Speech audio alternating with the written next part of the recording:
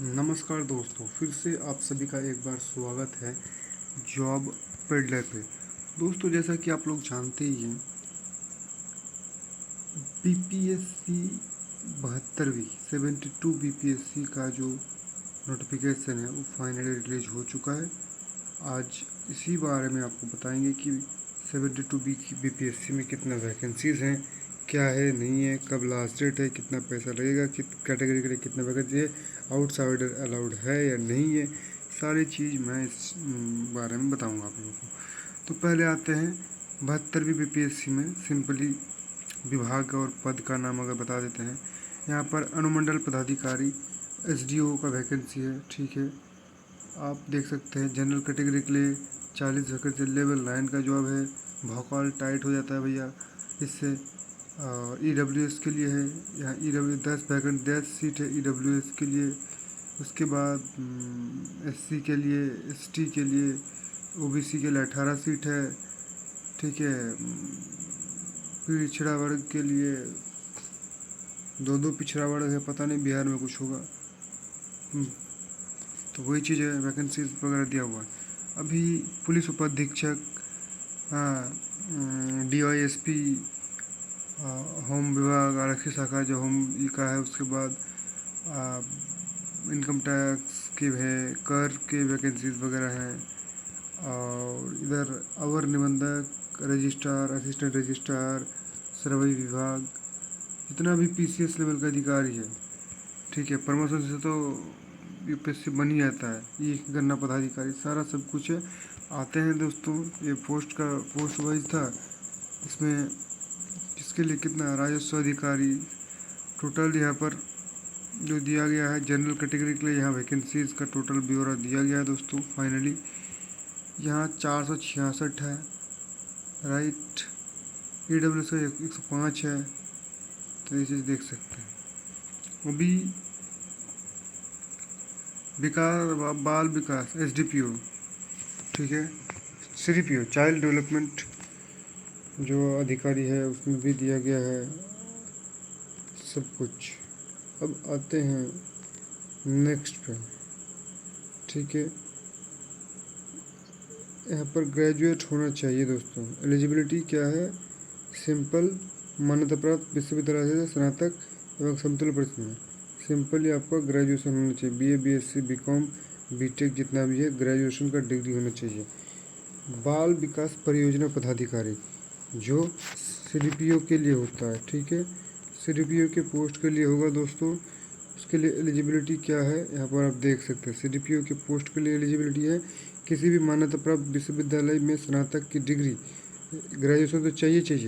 इसमें क्या करना चाहिए? होम साइंस में चाहिए, साइकोलॉजी में चाहिए, सोशियोलॉजी में चाहिए, और यहाँ पर लेबर जो LSW जो कोर्स होता है जो फेमस है, लेबर सोशल वेलफेयर करके कुछ है, उसमें आप देख सकते हैं। इसमें आपका ग्रेजुएट होना चाहिए। अभी वित्तीय और प्रशासनिक विधाधिकारी SDM लेवल का पोस्ट है, उसमें क्या है कि किसी भी मान्यता प्राप्त विश्वविद्यालय उससे संबंधित वाणिज्य, कॉमर्स में हो गया, इकोनॉमिक्स में हो गया, मैथमेटिक्स या स्टैटिस्टिक्स में वो होना चाहिए, ग्रेजुएट होना चाहिए। अनुमंडल संरक्षण पदाधिकारी में, ठीक है, किसी भी मान्यता प्राप्त विश्वविद्यालय से साइकोलॉजी, मनोविज्ञान एवं स्नातक विषय का होना चाहिए। मनोविज्ञान में किसी विधि में से किसी भी एक विषय का चयन मुख्य रूप से होना चाहिए। तो लॉ दिया गया है, उसमें देखिए क्या क्या रूल्स दिया है, उसमें से एक चयन होना चाहिए। अब यहाँ पर बोल रहा है दोस्तों, ऑनलाइन करते समय एजुकेशन वगैरह आपका क्या होना चाहिए। यहाँ पर इम्पोर्टेंट पॉइंट बता रहे कि स्नातक समतुल्य उत्तीर्णता के संबंध में देय होगा, मतलब आपको कंप्लीट डिग्री चाहिए दोस्तों इस चीज़ के लिए। अभी नेक्स्ट हम लोग आते हैं इस चीज़ का, अगर देखेंगे इसमें कुछ उतना खास है नहीं। 4 नंबर पेज पे आते हैं। 4 नंबर पेज पे क्या है, यहाँ पर कोड दिया गया है कि अनरिजर्व्ड के लिए क्या कोड रहेगा, ईडब्ल्यूएस के लिए क्या कोड रहेगा। तो सब कुछ कोड वगैरह आप लोग देख लीजिए, ये उतना इम्पोर्टेंट नहीं है दोस्तों। जो इम्पोर्टेंट है उस पर हम लोग थोड़ा बात कर लेते हैं। 5 नंबर पेज पे जाएंगे। 5 नंबर पेज पे उतना कुछ खास है नहीं, आप लोग देख सकते हैं। एज लिमिट का बात यहाँ पर दिया गया है, जो इम्पोर्टेंट चीज़ यहाँ पर देखा जाए, प्रोविजनल सर्टिफिकेट, मैट्रिक सर्टिफिकेट, सब कुछ का ज़रूरत पड़ेगा। एज लिमिट का अगर बात यहाँ पर बोला जाए तो दिनांक 1/8/26 से न्यूनतम उम्र सीमा जो 20 वर्ष हो गया, 21 वर्ष, 22 वर्ष, अधिकतम अनारक्षित पर 37 ईयर्स तक है दोस्तों। यहाँ पर अब 40 वर्ष के लिए क्या है, अत्यंत पिछड़ा वर्ग जो ओबीसी है या फिर उससे भी एक्सट्रीम बैकवर्ड सोसाइटी है, ईबीसी वाला है, वो सब में क्या है 40 वर्ष दिया गया है। ST/SC के लिए 42 है। ये सब देख लीजिएगा आप लोग। अब नेक्स्ट अगर हम लोग बात करें दोस्तों, नेक्स्ट में अब उम्र सीमा की छूट किसको मिल रहा है, नहीं मिल रहा है, उस चीज़ का आप फुल नोटिफिकेशन में देख सकते हैं। यहाँ एक सर्विसमैन का हो गया। अब फिजिकली में क्या है, फिजिकल का क्या है, फिजिकल तो जैसे कुछ होता नहीं है, नॉर्मली स्वस्थ रहना चाहिए, सब कुछ शरीर वगैरह ठीक हो, क्या है नहीं। जो लोग PWD है उसके लिए कुछ अलग सा प्रावधान होगा, अब देखिएगा। अभी जो परीक्षा का जो फॉर्मेट है, प्रारंभिक परीक्षा का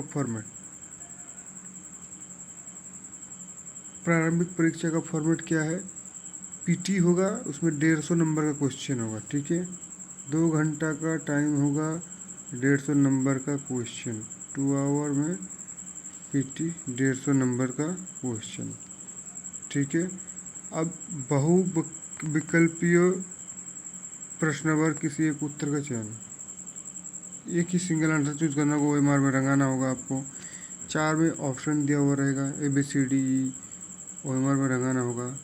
अब बोल रहा है कि किसी भी, यहाँ पर एक इंटरेस्टिंग चीज़ ध्यान देने वाली बात है दोस्तों, यहाँ पर बोला जा रहा है कि किसी भी ऑप्शन का चयन नहीं करता है कोई भी कैंडिडेट, कोई भी ऑप्शन का अगर नहीं चूज़ करता है, जैसे कि A एक गोला है, एक B एक गोला है, तो एक C एक गोला, तो ऐसा अगर गोला रहेगा ना जी, तो गोला रहेबे करेगा, तो इसको रंगाना पड़ेगा। रंगाने के बाद तो अगर आप चारों में से किसी को नहीं रंगाते हैं तो इसमें क्या होगा, आपका नंबर की कटौती की जाएगी, 1/3 नंबर कट लिए जाएंगे। अब आते हैं नेक्स्ट चीज़ पे। यहाँ पेपर पैटर्न पे प्री का हम ख़त्म कर दिए क्या, प्री का तो और बाकी था शायद, इसमें प्री का यही था, प्री का सिलेबस। पेपर पैटर्न मेंस का अगर हम लोग बात करेंगे दोस्तों, मेंस में सिंपली मेंस का फॉर्मेट, मेंस डिस्क्रिप्टिव पेपर है, PT ऑब्जेक्टिव है। मेंस डिस्क्रिप्टिव पेपर में, अगर मेंस डिस्क्रिप्टिव पेपर है तो यहाँ देखिए जनरल हिंदी रहेगा 100 मार्क का, ठीक है। 100 मार्क का हिंदी 3 घंटा समय दिया जाएगा। 30% लाभांक, 30% क्वालिफाइंग होगा, मेधा हेतु इसकी गणना नहीं की जाएगी, ये क्वालिफाइंग है, इसमें 30% स्कोर लाना अनिवार्य है दोस्तों। और जनरल स्टडीज़ पेपर 1, इसमें क्या होगा, 300 अंक का रहेगा, 3 घंटा का रहेगा। स्टडीज सेकंड पेपर 300, 3 घंटा, ऐसे 3 घंटा का, 300 वर्ड का। अब यहाँ पर ऑप्शनल का सब्जेक्ट दिया गया है कि ऑप्शनल ऐच्छिक विषय का चूज कर सकता है। कृषि, सारा बहुत सारा विषय का नाम दिया गया है, आप अलग अलग Hindi language, English language, literature अलग अलग ले सकते हैं। अब आते हैं नेक्स्ट पे, इस चीज़ का बात कर लेते हैं, सामान्य हिंदी में क्या है नहीं है इस चीज़ का, ठीक है, फॉर्मेट है। अब दोस्तों बस वीडियो यहीं तक था, इतना कुछ खास और आगे है नहीं, जो जो इम्पोर्टेंट बात बोलना था बोल दिए। लास्ट में जो इम्पोर्टेंट बात है, सबसे जो बढ़िया इम्पोर्टेंट बात है, अप्लाई करने की तिथि 7 मई से स्टार्ट हो चुका था दोस्तों, आप देख सकते हैं।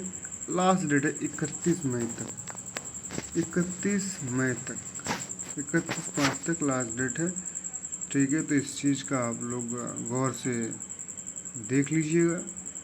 अब ठीक है। अभी कितना केबी का क्या है नहीं है सब देख लीजिएगा, पेमेंट कितना काट रहा है नहीं काट रहा है, सारा चीज़ सिलेबस यूपीएससी के वेबसाइट में है। ठीक है दोस्तों, धन्यवाद वीडियो में बने रहने के लिए। इसी प्रकार से वीडियोस वगैरह देखने के लिए यूपीएससी से रिलेटेड कोई भी कम्पिटिटिव एग्जाम के रिलेटेड तैयारी कैसे की जाती है, तैयारी कैसे होती है, मटेरियल क्या है नहीं है, सारा जितने भी कम्पिटिटिव एग्जाम्स है ऑन मैन आर्मी आपको सोल्यूशन दिलाएगा। प्रीवियस ईयर क्वेश्चन से लेकर सब कुछ। आप लोग कमेंट कीजिए क्या कैसा लगा वीडियो, कोई प्रॉब्लम है तो बताइए, आगे इम्प्रूव करेंगे। थैंक यू दोस्तों, धन्यवाद।